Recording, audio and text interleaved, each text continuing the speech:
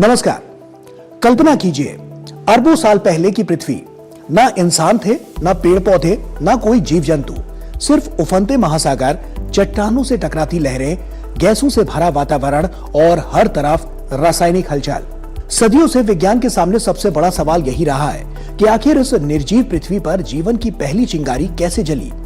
क्या आसमान में चमकती विशाल बिजली ने जीवन के जरूरी तत्व बनाए, या फिर जवाब कुछ और ही था? अब स्टैनफोर्ड यूनिवर्सिटी के वैज्ञानिकों की एक नई रिसर्च ने इस रहस्य को एक रोमांचक नया मोड़ दे दिया है। उनके अनुसार जीवन की शुरुआत शायद बड़ी बड़ी बिजली की कड़क से नहीं, बल्कि समुद्र की धुन, झरनों की फुहार और पानी की बेहद सूक्ष्म बूंदों के बीच बनने वाली टाइनी इलेक्ट्रिक स्पार्क्स यानी कि माइक्रो लाइटनिंग से हुई हो सकती है। ये खोज इसलिए बेहद खास है क्योंकि ये बताती है कि जीवन के लिए जरूरी अमीनो एसिड्स और न्यूक्लिक एसिड जैसे कंपाउंड्स सिर्फ बड़े तूफानों से नहीं, बल्कि प्रकृति की बेहद साधारण दिखने वाली जल बूंदों से भी बन सकते थे।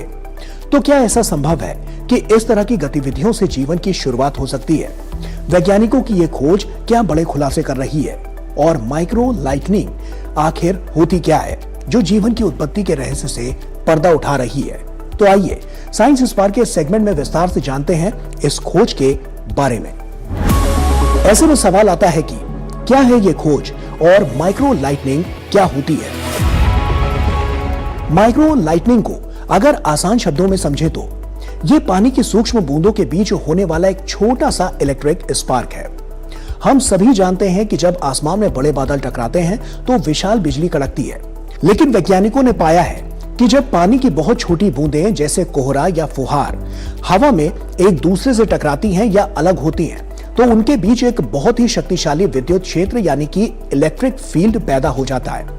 यह क्षेत्र इतना मजबूत होता है कि बूंदों के बीच इलेक्ट्रॉनों का आदान प्रदान होने लगता है, जिससे प्रकाश की नन्ही चिंगारियां निकलती हैं। इन्हें ही वैज्ञानिकों ने माइक्रो लाइटनिंग नाम दिया है।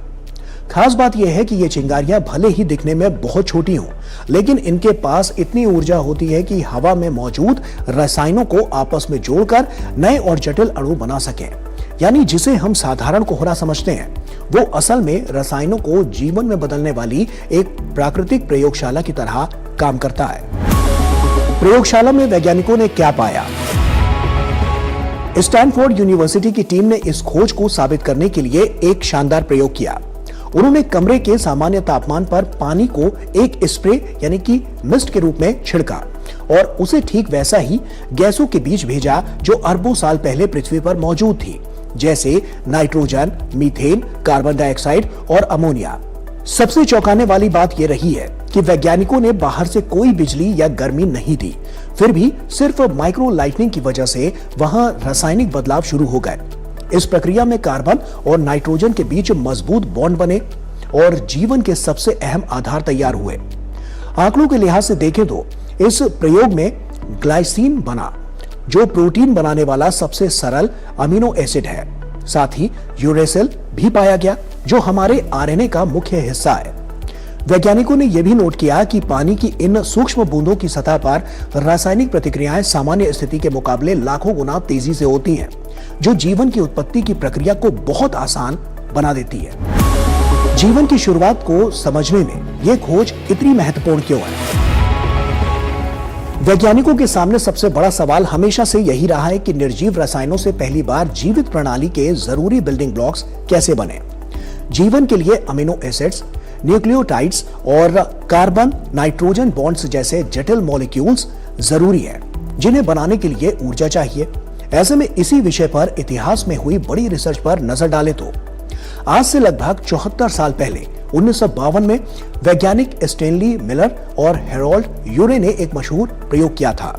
उन्होंने कांच की नलियों में प्राचीन पृथ्वी जैसा माहौल बनाया और उसमें रसायनों को जोड़ने के लिए कृत्रिम बिजली यानी कि इलेक्ट्रिक स्पार्क का इस्तेमाल किया। इससे अमीनो एसिड तो बने, लेकिन दुनिया भर के आलोचकों का कहना था कि उस समय धरती पर हर जगह बिजली गिरना मुमकिन नहीं था। इसीलिए सालों से चले आ रहे विवाद को अब नई माइक्रो लाइटनिंग की खोज ने सुलझा दिया है। ये नई रिसर्च कहती है कि जीवन बनाने के लिए हमें आसमान से गिरने वाली दुर्लभ और डरावनी बिजली की जरूरत नहीं थी। पृथ्वी के इतिहास के सबसे शुरुआती चरण में समुद्र की लहरें जब चट्टानों से टकराती थी या जब कोहरा छाया रहता था, तो वहां हर जगह पानी की बूंदों के रूप में ये सूक्ष्म बिजली मौजूद थी। इसीलिए रिचर्ड ज़ारे और उनकी टीम का मानना है कि इस खोज ने मिलर-यूरे के सिद्धांत की सबसे बड़ी कमी को दूर कर दिया है, क्योंकि माइक्रो लाइटनिंग हर जगह और हर समय उपलब्ध थी। इस खोज का भविष्य और अन्य ग्रहों पर जीवन के लिए इसका क्या महत्व है? ये खोज सिर्फ हमारी पृथ्वी तक ही सीमित नहीं है, बल्कि यह ब्रह्मांड के अन्य कोनों में जीवन की तलाश को एक नई दिशा देती है। अगर जीवन की शुरुआत के लिए सिर्फ पानी की बूंदों और सही गैसों के मिश्रण की जरूरत है, तो इसका मतलब है कि जहां भी पानी की फुहार या कोहरा मौजूद होगा, वहां जीवन पनपने की संभावना बढ़ जाती है।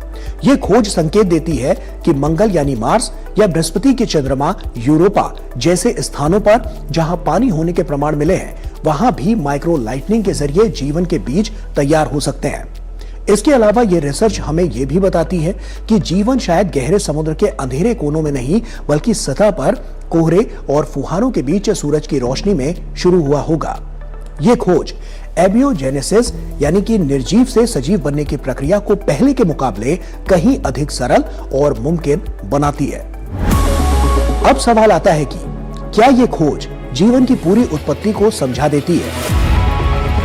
देखिए, जीवन की पूरी उत्पत्ति को लेकर सच तो यह है कि विज्ञान ने अब तक जीवन की किताब के कुछ बहुत ही दिलचस्प अध्याय तो पढ़ लिए, लेकिन पूरी कहानी अभी भी एक रहस्यमयी सस्पेंस थ्रिलर जैसी ही है।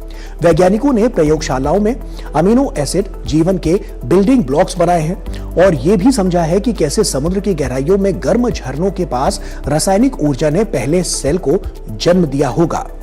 आंकड़ों की बात करें तो पृथ्वी लगभग 4.5 अरब साल पुरानी है और जीवन के सबसे पुराने निशान करीब 3.7 अरब साल पहले के मिलते हैं। इसका मतलब यह है कि पृथ्वी को केमिस्ट्री से बायोलॉजी तक पहुंचने में लगभग 80 करोड़ साल का लंबा वक्त लगा। आज की खोजें हमें यह बताती हैं कि जीवन की उत्पत्ति के लिए क्या-क्या जरूरी चीजें चाहिए होती हैं, जैसे कि कार्बन, हाइड्रोजन, नाइट्रोजन और ऊर्जा। लेकिन वो स्पार्क क्या था जिसने निर्जीव अणुओं को स्वयं की नकल बनाने यानी कि रिप्रोडक्शन पर मजबूर कर दिया। इसीलिए इस माइक्रो लाइटनिंग पर किए गए एक्सपेरिमेंट और इससे जुड़ी खोज से लगता है कि जीवन की उत्पत्ति में इसका बड़ा और अहम योगदान रहा होगा। तो कुल मिलाकर देखें तो माइक्रो लाइटनिंग की यह खोज विज्ञान की दुनिया में एक बड़ा मील का पत्थर है। इसने हमें समझाया है कि प्रकृति में सबसे बड़ी चीजें अक्सर सबसे छोटी जगहों से ही शुरू होती है।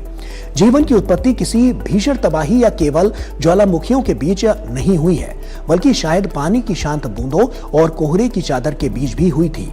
यानी साफ है कि पानी की एक नन्ही सी बूंद जिसे हम अक्सर अनदेखा कर देते हैं, वही हमारे अस्तित्व का असली राज अपने भीतर छुपाए बैठी थी।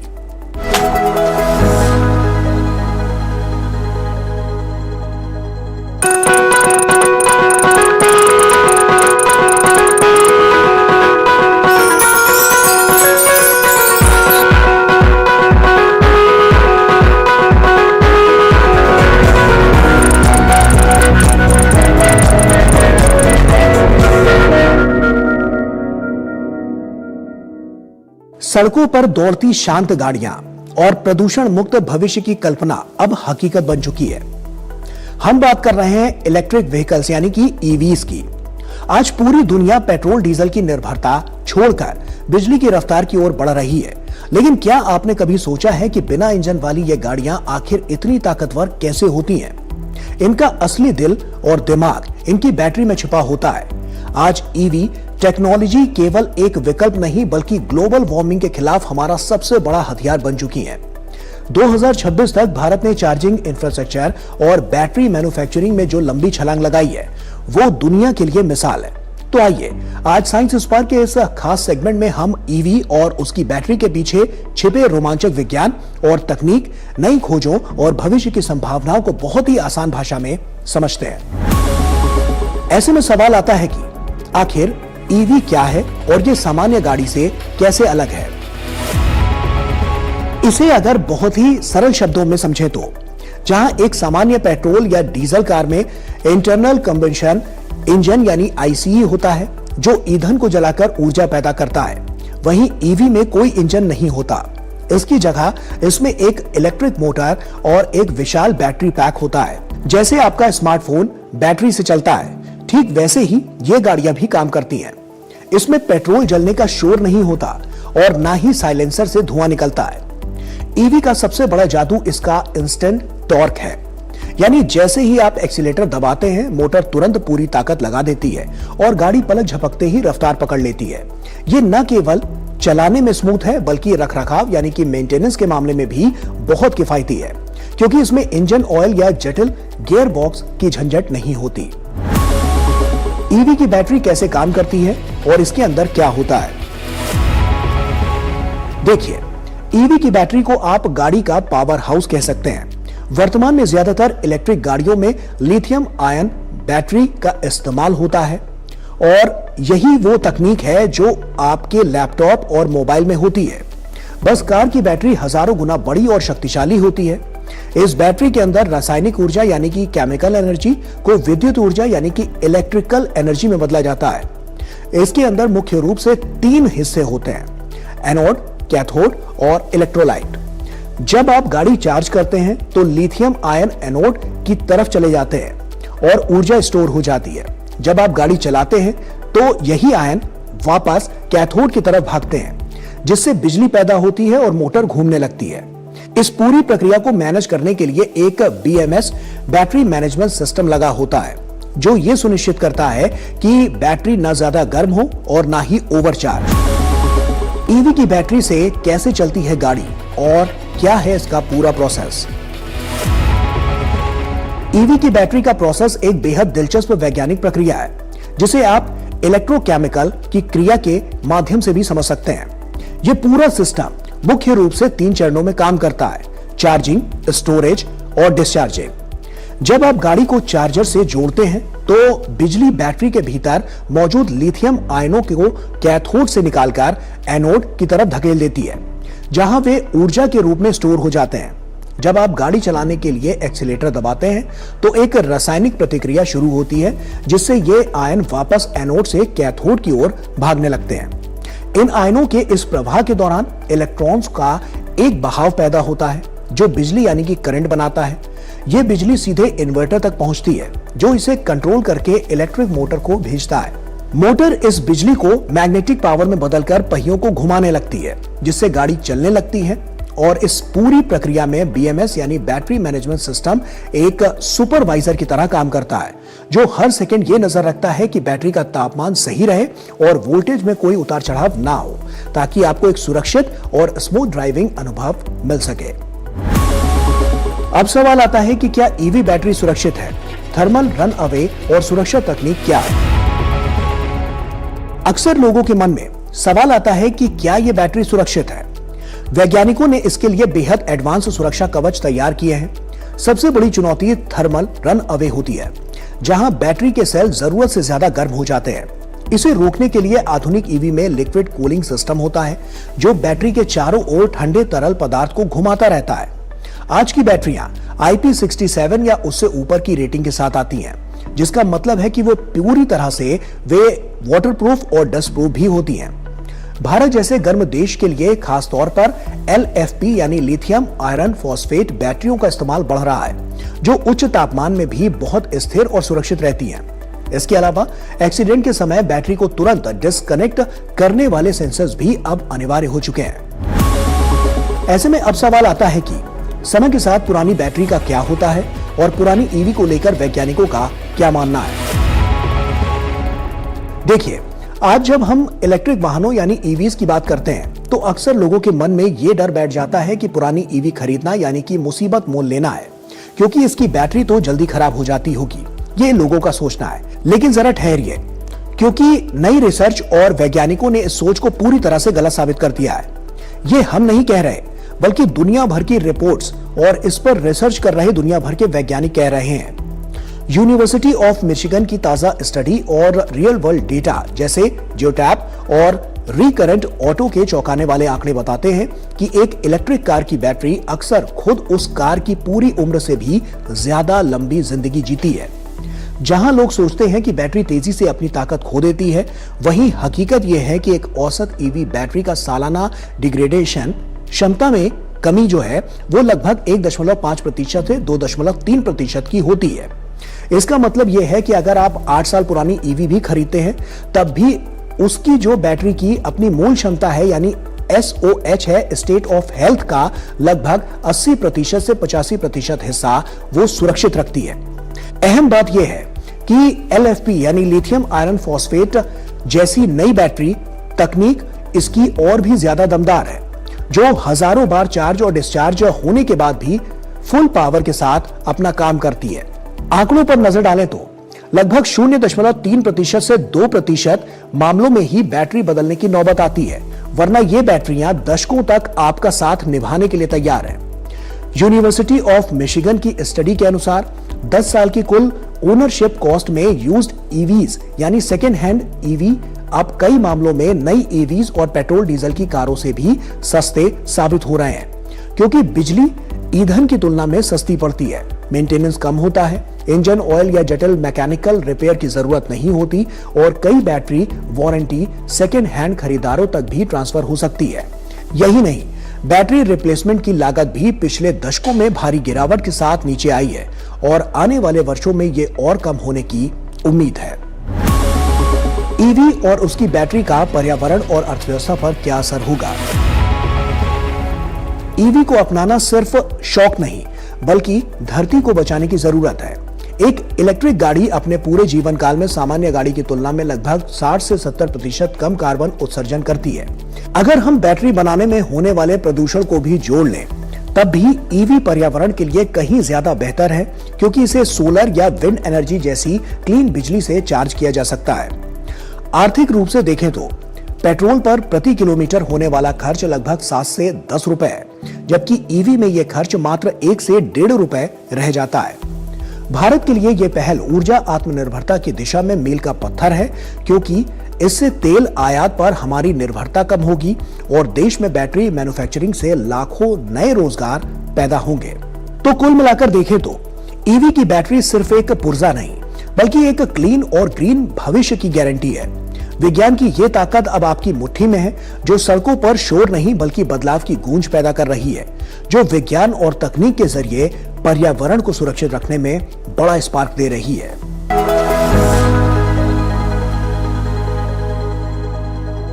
आज की दुनिया में हम अपनी समस्याओं को सुलझाने के लिए घंटों कंप्यूटर और किताबों के सामने बिताते हैं, लेकिन क्या आपने कभी सोचा है कि जब आप सो रहे होते हैं तब भी आपका मस्तिष्क एक सुपर कंप्यूटर की तरह काम कर सकता है। हम अपनी जिंदगी का लगभग 1/3 हिस्सा सोने में बिताते हैं और अब वैज्ञानिकों ने इस समय का उपयोग करने की एक जादुई तकनीक खोज ली है, जिसे ड्रीम हैकिंग कहा जा रहा है। न्यू साइंटिस्ट की ताजा रिपोर्ट के अनुसार वैज्ञानिक अब ऐसी तकनीकें विकसित कर रहे हैं जिससे इंसान सोते समय न केवल अपने सपनों को नियंत्रित कर सकेगा, बल्कि जटिल से जटिल गणितीय और वैज्ञानिक समस्याओं का समाधान भी खोज पाएगा। ये किसी साइंस फिक्शन फिल्म जैसा लग सकता है, लेकिन नींद की अवस्था में मस्तिष्क की असीमित क्षमता को अनलॉक करना अब मुमकिन होता दिख रहा है। तो आइए साइंस स्पार्क के सेगमेंट में समझते हैं कि आखिर ये ड्रीम हैकिंग क्या है, ये कैसे काम करती है और कैसे ये हमारे सोचने का तरीका बदल सकती है। ऐसे में सवाल आता है कि ड्रीम हैकिंग क्या है और यह विज्ञान के जरिए कैसे मुमकिन है। देखिए, ड्रीम हैकिंग का सीधा मतलब है अपनी नींद और सपनों की अवस्था को इस तरह से प्रभावित करना कि आपका मस्तिष्क सोते समय भी किसी खास लक्ष्य या समस्या पर काम करता रहे। इसमें लूसिड ड्रीमिंग जैसी तकनीकों का सहारा लिया जाता है, जहां व्यक्ति को सपने के अंदर यह पता चल जाता है कि वो सपना देख रहा है। विज्ञान के नजरिए से देखें तो नींद के दौरान हमारा मस्तिष्क दिन भर की सूचनाओं को संसाधित यानी कि प्रोसेस करता है। ड्रीम हैकिंग में वैज्ञानिक सोने से पहले या नींद के दौरान व्यक्ति को विशेष संकेत देते हैं, जैसे कि कोई खास शब्द, आवाज या गंध यानी कि स्मेल। ये संकेत मस्तिष्क के उस हिस्से को सक्रिय कर देते हैं जो उस समस्या से जुड़ा हुआ होता है। रिसर्च बताती है कि इस प्रक्रिया के जरिए दिमाग बैकग्राउंड में काम करना जारी रखता है, जिससे जागने पर व्यक्ति को उस समस्या का अचानक और सटीक समाधान मिल जाता है।